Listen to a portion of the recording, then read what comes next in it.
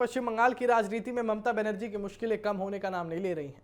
विधानसभा चुनाव में सत्ता गंवाने के बाद अब उनकी पार्टी तृणमूल कांग्रेस के भीतर ही बगावत ने बड़ा रूप ले लिया है। पहले कुछ विधायक और सांसद जो है खुलकर विरोध में आए, लेकिन अब हालात ऐसे बनते दिख रहे हैं कि बागी नेता सिर्फ पार्टी छोड़ने की नहीं बल्कि खुद को असली टीएमसी साबित करने की लड़ाई लड़ रहे हैं। इस पूरे घटनाक्रम के केंद्र में दो नाम सबसे ज्यादा चर्चा में हैं, ऋतब्रज बनर्जी और काकोली घोष दस्तीदार। एक तरफ ऋतब्रज बनर्जी बागी विधायकों का चेहरा बनकर उभरे हैं, तो दूसरी तरफ काकोली घोष सांसदों के असंतुष्ट गुट की अगुवाई करती नजर आ रही है। दोनों नेताओं की रणनीति ने ममता बनर्जी के सामने नया राजनीतिक संकट खड़ा कर दिया है और बागी खेमे का दावा है कि पार्टी अपने मूल संविधान और संगठनात्मक सिद्धांतों से भटक गई है और अब उसे सही दिशा देने की जरूरत है। दरअसल बगावत की शुरुआत कुछ विधायकों के असंतोष से हुई। इसके बाद धीरे धीरे सांसदों का एक वर्ग भी खुलकर सामने आने लगा। ऋतब्रज बनर्जी पहले ही विधानसभा में बागी खेमे के प्रमुख चेहरे बन चुके हैं और उनके समर्थकों का दावा है कि बड़ी संख्या में विधायक उन्हीं के साथ हैं।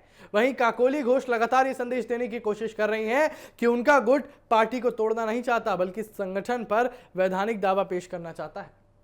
और स्थिति तब और गंभीर हो गई जब बागी गुट ने समांतर नेतृत्व संरचना बनाने की दिशा में कदम बढ़ाए। हाल के घटनाक्रम में बागी नेताओं ने वरिष्ठ नेता अरूप रॉय को अपना चेयरपर्सन घोषित कर दिया और इतना ही नहीं, ममता बनर्जी को अध्यक्ष पद से हटाने और चुनाव आयोग के सामने खुद को वास्तविक टीएमसी बताने की तैयारी भी शुरू कर दी गई है। और यह कदम सीधे तौर पर ममता बनर्जी और उनके नेतृत्व को चुनौती माना जा रहा है। हालांकि ममता बनर्जी ने भी जवाबी रणनीति अपनाई है।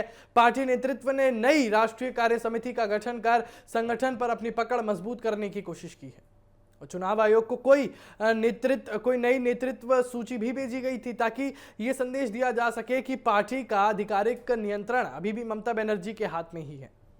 ममता खेमे का दावा है कि बगावत को जरूरत से ज्यादा बड़ा चढ़ाकर पेश किया जा रहा है और संगठन का बड़ा हिस्सा अब भी उनके साथ खड़ा है। लेकिन सवाल यही है कि क्या यह सिर्फ असंतोष है या फिर टीएमसी में बड़े विभाजन की भूमिका तैयार हो रही है।